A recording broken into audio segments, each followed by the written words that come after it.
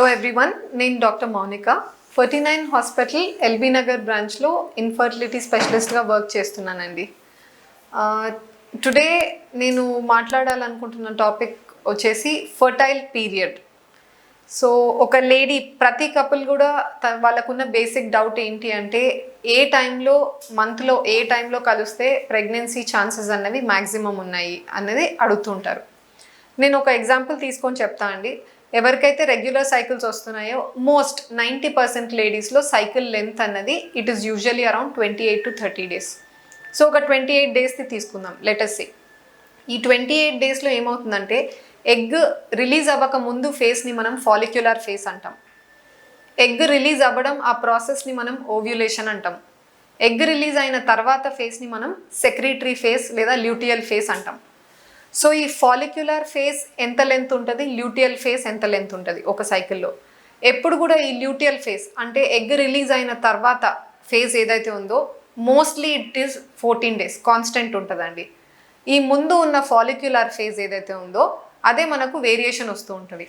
So ఒక లేడీలో 28 డేస్కి period వచ్చింది అనుకోండి, ఈ 28 - 14 అంటే అరౌండ్ 14th 15th డే తనకు ఒక ఎగ్ విడుదలైనట్టు. అదే ఒక 30 days సైకిల్ తీసుకుందాం, అక్కడ కూడా 30 - 14 చేయాల్సి ఉంటుంది మనము. సో 16th డే దగ్గర తనకు ఒక ఎగ్ రిలీజ్ అవుతుంది. ఇలా మనం డిరైవ్ చేసుకున్నప్పుడు ఎగ్ రిలీజ్ అవుతున్న డే, ఆ డేకి ఒక 2 days ముందు అండ్ 2 days తర్వాత వరకు ఆ విండో అన్నది మనకు బెస్ట్ ఫర్టైల్ పీరియడ్. ఎందుకంటే ఒక ఎగ్ రిలీజ్ అయినప్పుడు 24 to 36 hours వరకు మాత్రమే అలైవ్ ఉంటుంది, ఆ తర్వాత చనిపోతుంది. సిమిలర్లీ హస్బెండ్ అండ్ వైఫ్ కలిసినప్పుడు స్పర్మ్స్ డిపాజిట్ అవుతాయి కదండి వెజైనాలో. ఈ స్పర్మ్స్ అన్నవి 72 hours వరకు అలైవ్ ఉంటాయి. సో మనం ఈ రెండు పీరియడ్స్ ఓవర్లాప్ తీసుకున్నప్పుడు it will B 2 days before to 2 days after the release of egg. ఈ టైంలో మనకు ఫర్టైల్ పీరియడ్. మళ్ళీ ఎగ్జాంపుల్ తీసుకుని 28 days.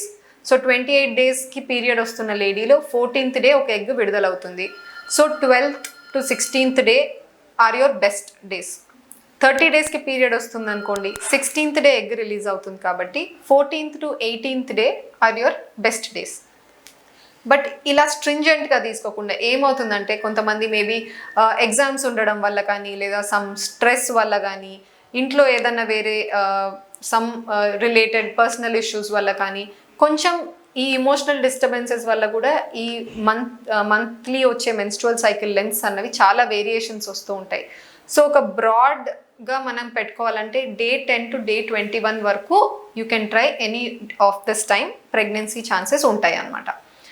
ఇంకొంతమంది ఏం అడుగుతారంటే ఈ ఎగ్ రిలీజ్ అవుతుందా లేదా అని మనకు తెలియాలంటే న్యాచురల్గా ఏమైనా తెలుస్తుందా, ఓన్లీ మనం టెస్ట్ చేసుకుంటేనే తెలుస్తుందా, ఇవి అడుగుతారు.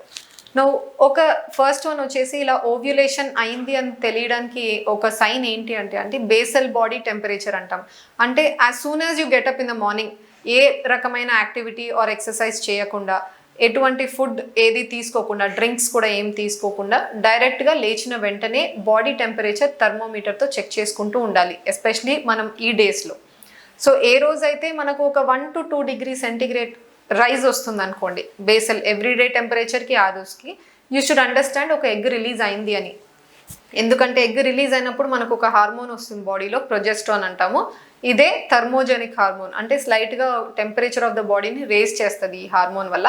ఆ తర్వాత మళ్ళీ బేసల్ బాడీ టెంపరేచర్ అనేది డౌన్ అయిపోతుంది. కానీ ఈ particular method is not very accurate, ఎందుకంటే ప్రతి ఒక్కరిలో ఇలాంటి వేరియేషన్ చూస్తాము, లేకుంటే అసలు ఎగ్ రిలీజ్ కాలేదు అన్న గ్యారంటీ మనం చెప్పలేము. నెక్స్ట్ వచ్చేసండి మనం సర్వైకల్ మ్యూకస్ అనమాట, స్పిన్ బార్కెట్ టెస్ట్ అంటాం.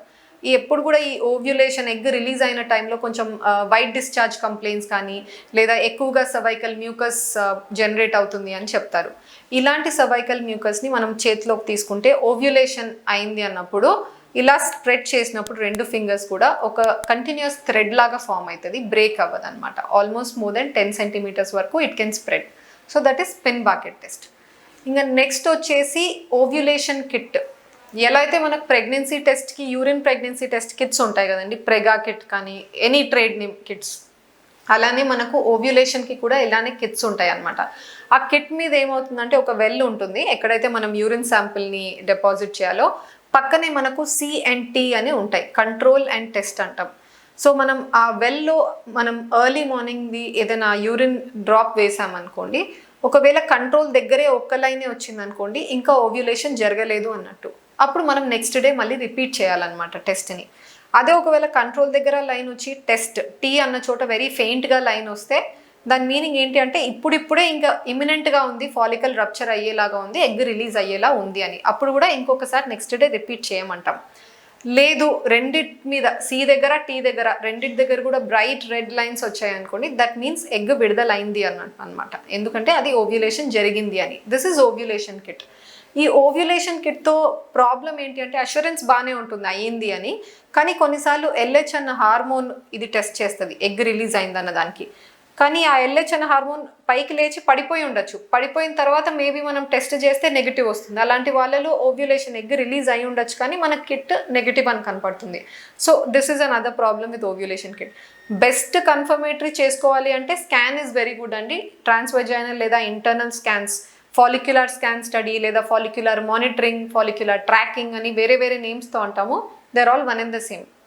ఒక ఎగ్ పెరుగుతుందా లేదా చూసుకుంటూ ఉంటాము. అప్పుడు పెరిగే వరకు డామినెంట్ ఫాలికల్ వాల్ అనేది చాలా రెగ్యులర్గా ఉంటుంది అండ్ లోపల మనకు అనెకోయిక్ అంటే కంప్లీట్ బ్లాక్గా ఉంటుంది అనమాట స్కాన్లో.